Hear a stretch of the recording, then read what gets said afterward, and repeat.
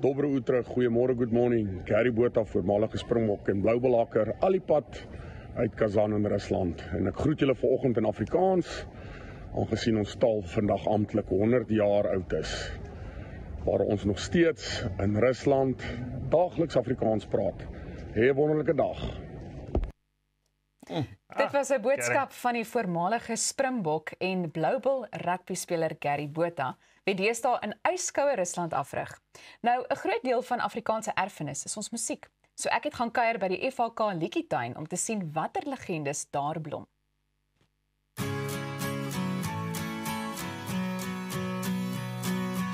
Die ouer Afrikaanse liedjies is meer as net liedjies. Die legendes van die Afrikaanse musiekbedryf het gehelp om aan die taal te bou. En aangesien ons die taal vanjaar vier, het ons besluit om vandag gedraai te kom maak by die FHK Afrikaanse Liedjietuin, wat aan die voetenend van die Voortrekker Monument in Pretoria geleë is. Die Liedjietuin is 'n monument op sy eie, met meer as 50 liedjieborde van die mees geliefde Afrikaanse liedjies in ons geskiedenis. Dit bestaan nou al vir 12 jaar en is 'n geliefde bestemming vir Afrikaanse musiekliefhebbers. Nou Salas, ons staan nou hier in die middel van die Liedjietuin, maar wat presies gaan hier aan? Die FHK se hoofkantoor is hier langs die monument by die Gerard Moerdijk huis, en omdat die FHK grootliks geassosieer word met die sangbundel wat uit die aard van die saak al die Afrikaanse liedjies van 1929 af opteken. In 2013 toe die Liedjietuin gemaak is, toe was dit net na die uitreiking van die tweede volume van die sangbundel, en baie van die borde wat ons hierso sien kom grootendeels uit daai sangbundel uit. Dit is my manier om op te teken en seker te maak en hulde te bring aan die mense wat van 1929 tot nou toe mense laat sing en dans en dink en voel. Waarom dink jy is so 'n plek so belangrik? Binne die konteks van die kultuurtuiste wat hierso by die Voortrekker Monument geskep is ek dink elke element van geskiedenis, van taal, word dikwels in musiek vasgevang.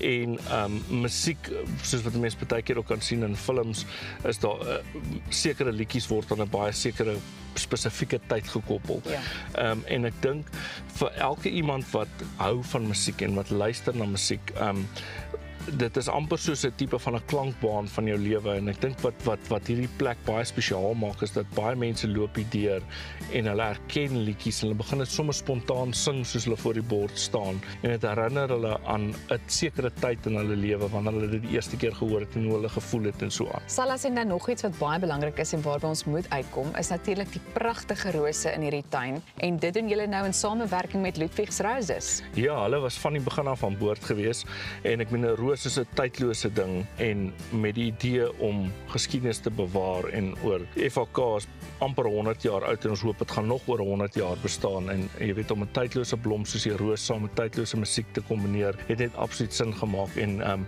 so is 'n klomp van die rose ook vernoem na 'n klomp van die legendes wat van hierdie liedjies gesing het en bekend gemaak het. Die beste ding is, kom maak 'n draai en kom kyk vir jouself. Ons het besluit om die uitstappie voort te sit en by die Ludwig's Roses Roosplaas in Walmanstal ook te gaan inloer. Waar en hoe het die idee ontstaan om sommige van die rose na Afrikaanse musieklegendes te vernoem? Elke jaar word dan nuwe hybrid rose geteel oral in die wêreld, ook hier, en dan op daardie tyd het hulle net gewoonlik nommers dat jy weet van waar vandaan kom die rose.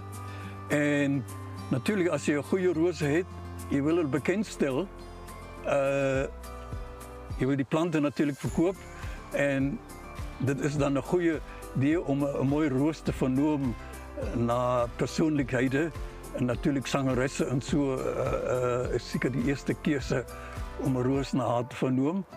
Legendariese persoonlikhede na wie sommige van die rose vernoem is, sluit onder meer in Annelie van Rooyen, Blaise Bridges, Karike Keusenkamp, Christa Steyn, Cora Marie, Janita Klaasen en Rina Hugo. Toe ons nou 'n nuwe roos gehad het, ek dink die Cora Marie was een van die eerste wat ek hier vernoem het na sangeres, en dit is nou nog 'n besondere en baie populêre roos en daar is natuurlik 'n groot hoeveelheid ander rose wat ook sulke naam gekry het. Is daar 'n sekere kriteria waaraan 'n persoonlikheid moet voldoen om te besluit ja, daai is 'n persoon na wie 'n mens 'n roos liewer wil vernoem? Wel, dit is natuurlijk 'n bietjie persoonlikheid as jy sê, o, ek hou van hierdie sangeres of van die liedjie of die persoon, dat jy sê nee, en dan het jy 'n roos, 'n nuwe roos wat begin blom en jy weet die roos moet 'n naam kry, die roos moet op die mark kom. En dan skielik sê jy, wag 'n bietjie, dit sou pas vir die persoonlikheid en so. Dis interessant want ek wil juist vra, hoe besluit julle op die soort roos en dan iets soos die kleur of die kleure? Wel, as ons nou sê, wel, dit is nou die persoonlikheid wat dit moet die roos kry, sal dit pas, moet dit eintlik 'n sagte kleur wees of 'n sterk kleur en meeste keer moet dit eintlik 'n plukroos wees, né? So en die persoon moet natuurlik sê, o ja, nee, ek hou van die roos, ek wil dit hê. Of dit nou liedjies of rose is en of dit nou liedjies oor rose is, die roosgekleurde tuin is beslis een van my nuwe gunstelingplekke om te besoek. En met inisiatiewe soos die FHK Afrikaanse Liedjietuin sal ons beslis nooit van ons mees geliefde liedjies, skrywers en sangers vergeet nie. Wie weet, dalk loop ek en jy mekaar binnekort hier raak.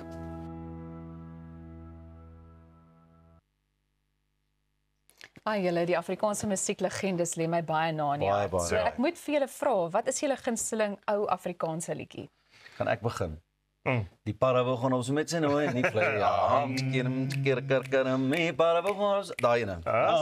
Ton daar sy. Myne is 'n ou met die naam van Pieter Koen. Ja, sy liedjie Drie Susters. Gat hy nou. Money, ek stuur dit vir julle, Noem nog 'n bietjie 'n liedjie daar tuis. En natuurlik Tattoo van ja, Pieter okay, Koen. maar regtig eintlik nou sonder grappies. Daar's soveel kunstenaars, Lorika Rauch. Noem dit. Karike, Sonja, sonder ophou. Emel Vlerke. Selfs Guy Korsten as jy terug moet gaan, Min Shaw, Frans van Heiningen, daar's duisende van. Ruben Lennox. Jy kan nie ophou nie. Ja, nee, dit inderdaad. Enige iets van Tannie Janita. Nou jy kan ingeskakel bly want Arnold Geerts gesels binnekort met die rugby-legende Henny Leroux en onthou om saam te gesels op sosiale media. Stuur gerus vir ons 'n WhatsApp boodskap. Ons hoor graag van jou.